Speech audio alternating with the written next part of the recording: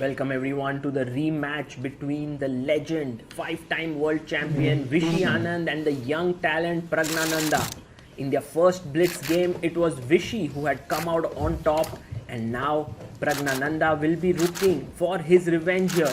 It's the Ruy Lopez on the board, knight to f6, and Anand castles mainline Ruy Lopez, but b5 played by Pragg.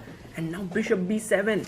He's going for the archangles. If Vishy goes rook e1, Pragg might want to go bishop c5 there. But Anand pushes his pawn to d3, bishop e7 and a4. So a very measured approach by Vishy, just playing the opening ambitiously at the same time with some care. Castles done by black. And now rook to e1. All very standard stuff here. Vishy has 5 minutes 7 seconds. The time control is 5 minutes plus 3-second increment per move. d6 played and the knight comes to d2. A very typical idea is to play knight f1 and then move the knight to e3 or g3. What does Pragg do next? You can see usually Pragg blitzes out his opening moves, but here he's taking his time. And knight to a5, Vishy moves his bishop. There was no way in the world he was giving up his Ruy Lopez bishop.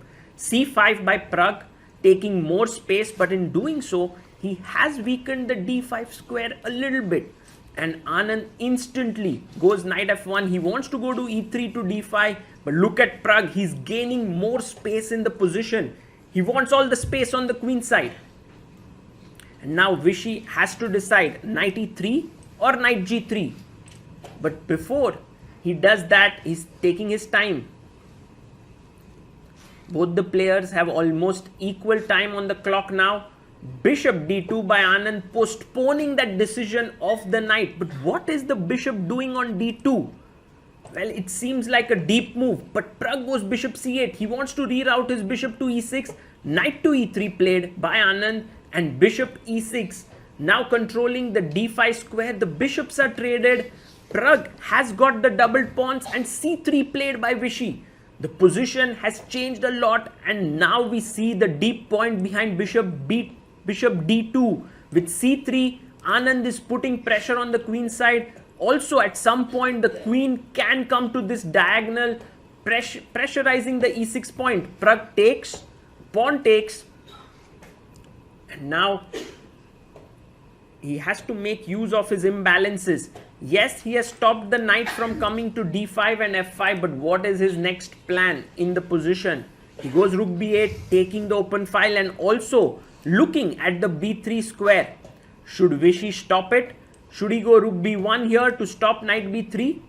Or can he just continue? Anand says to Pragg, I don't call your bluff. You can come to b3. I'll move my rook. Yes, you can take the bishop. I'll take it back with my knight. I'm very happy with that trade. Pragg says, I'm not going to do that. I'm first connecting my rooks. And now Anand takes the file with rook b1. But who has control of the b file? Is it Pragg or is it Vishy?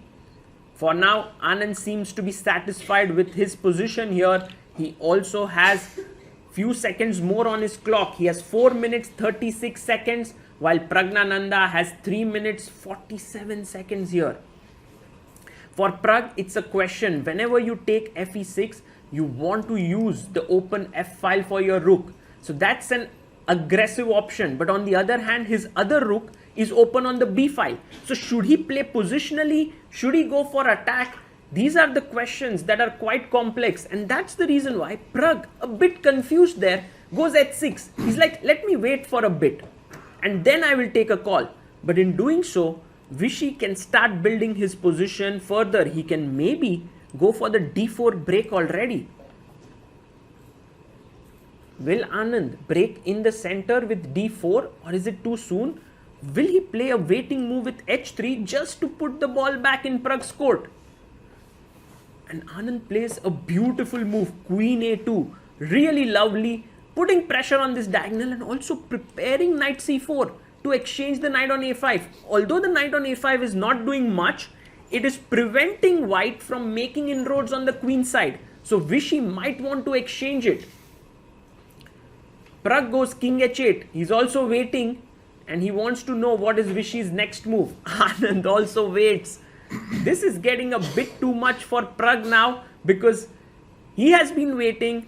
The most natural attacking move in such positions is to put your knight on h5, and then you have sacrifices like rook takes f3 in the air, and also your knight can jump into the f4 square looking at the h3 and g2 pawns. So Pragg may want to do that, but then in doing so, as we have just discussed, his rook on b8, knight on a5, they look a bit misplaced for the attack. So maybe Pragg wants a more measured approach, take here, and then maybe try to get to the b file. He can't do that instantly, but that could be an idea. No, Pragg says, I am going now for the attack. But look at the time, he's 1.5 minutes behind Vishy. But now he has a plan. He can at least go all out on the attack on the king side. But Anand says, I don't mind, Pragg. I've played my knight to c4. My bishop also controls the f4 square, so your knight cannot sit there. Do you want to exchange the knights? Do you want to trade it? So for Pragg, again, a decision time. Should he take the knight on c4? No, he doesn't. He comes back to c6, and he's telling Vishy that now my knight protects the rook, so I'm going. But Vishy goes knight b6. He's gone into the position attacking the queen, and the queen comes to c7. You can't take the pawn on e6 because your knight is hanging. So Vishy first protects his knight on b6 with his pawn on a5. Rook comes up to f6. There, defending the e6 pawn, and Vishy playing on the queen side. Pragg doubling on the king side, Vishy doubling on the queen side. What a clash of ideas this is. Rook to f8. And now, is Pragg really going to sack here on the f3 square? It is possible, Anand, but if he moves his knight away, then f2 pawn is hanging. So Vishy moves his bishop to e3 and tells Pragg, take it if you want. Pragg doesn't even think about it. He goes bishop to d8.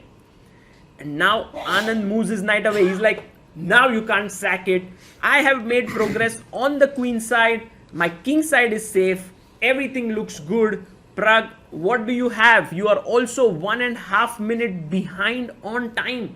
So all in all, Vishy has managed to control the position and is slightly better for sure.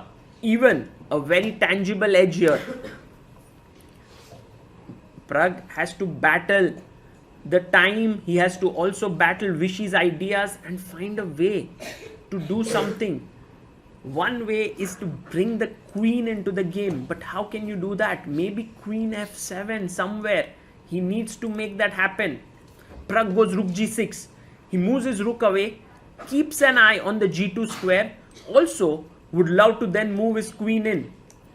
And Anand wants to move the knight on b6, maybe knight c4, and the point is then he can get his rook in to the position.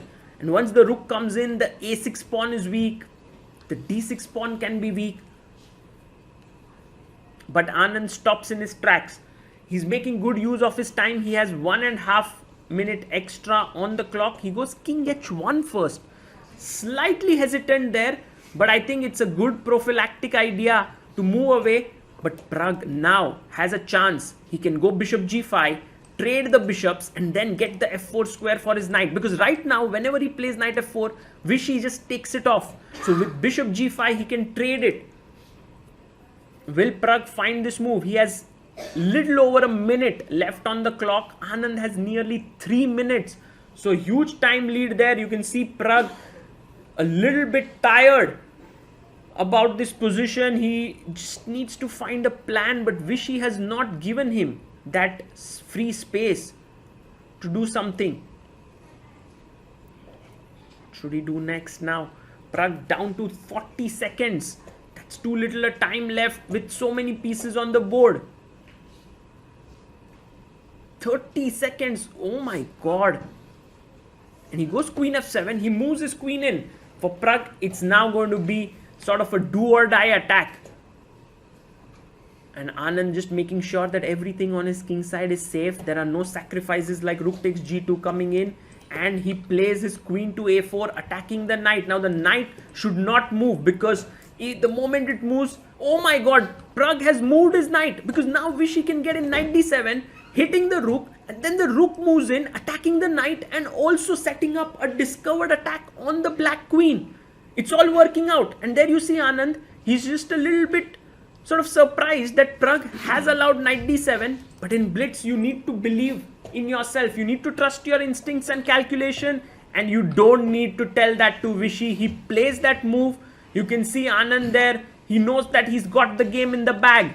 The rook is attacked. The rook must move, otherwise you just simply lose an exchange. And where does the rook go? The rook hardly has many spaces there. And he goes rook g8. Now time for the rook to move into b7. Let's go. The rook comes in. Yes, it does. Rook b7. Pragg saves his knight instantly. Now Vishy can pick up the pawn on c5. Defending the rook and attacking the queen here. It's a very simple attack. But Vishy might be a little bit worried about his c3 pawn. So he pushes it to c4. Pragg moves in. Knight to d4. He hardly has any time, 14 seconds, while Anand has 2 minutes. He just needs to work these things out and whether to take on c5 or do something else. Even rook eb1 looks like a fine move. But Anand is tempted with the wrong idea. He takes on e5 and then takes on g6. Now, yes, he's won a pawn. But look at the freedom that black has received in return. Pragg takes on f4, bishop f4. Yes, the d6 pawn is hanging, so need to take care of that. Look at the knight on d4. Look at the queen there. e5 played. By the way, Pragg has only 11 seconds left on the clock. Bishop e3. 9, 8, 7, 6, 5. Pragg needs to move 4, 3, 2. Oh my god, with 1 second left on the clock, he plays queen b2 and looks at the screen with just 4 seconds in hand. My god, what is Pragg doing? Queen a1, Vishy gets a bit nervous. Pragg takes the queen, rook takes, and now brings his knight back. So he's back to 6 seconds. He's attacking the a5 pawn. Vishy defends it, and now the rook is coming into the game. So in Pragg's time pressure, it's Vishy who has made some mistakes, and now Pragg is back in the game. He, in fact, is equal. He has a lot of compensation for the missing pawn, and Anand's a5 pawn, which was actually an asset in the middle game, has now become a liability. What does Vishy do next? He doesn't want to let Pragg come and take the b file and enter with his rook, so he plays rook b1 and tells Pragg, you can take your pawn, I'll recover it with coming back. But Pragg first wants to trade the rook, so no entry to Anand on the b file. And now Vishy has all the time, but now Pragg's moves are simpler. Rook takes b8, Pragg takes back with the knight. 6 seconds on the clock for the youngster. King g1, knight comes back. The a5 pawn is lost. If someone is now pushing, it's actually black because he has the outside passer. King e2, and now knight comes back. Vishy gets his knight to f3. Now g5 would be a good move, stopping the knight, but Pragg was king g6, allowing Vishy now to go knight h4. Oh my god, knight is coming to f5, attacking d6 and g7. Pragg shakes his head there. Knight to f5, his pawn on d6 hanging. What does he do? He's not so pleased. Is he losing a pawn here? No, he goes knight d4. Oh my god, we are into a pawn endgame. And usually the side with an outside passer is better, but here Vishy's king is moving in faster. Oh my god, Pragg drops all the pieces, gets it back. King b6. And now Anand plays h4. Pragg must go h5 or g5 and the game is drawn. Pragg wants to play h5. He has his hand there. Draw is in his grasp. But no, he changes his mind. He goes king c6, allowing king a5, king b7 and h5. Vishy has actually tricked the youngster. With g3, you can see there, he's now mobilizing his king side majority. Pragg has blundered there, allowing Vishy Anand to create a passer on the king side. f5 with the idea of g3, g4, g5 is just over, and Pragg can't wait on the queen side. He has to bring his king over here, but that means he loses his a6 pawn, and then Vishy just moves in with his king, and Pragg has to resign. Whoa, what a game played there. What a fight back by Praggnanandhaa. And in the end, what a swindle by Vishy Anand. An amazing game by two gems of Indian chess. Praggnanandhaa signs his score sheet there. Anand just thinking about the game, and Prag saying, I should have played g5 there. Vishy says, yes, it was a draw.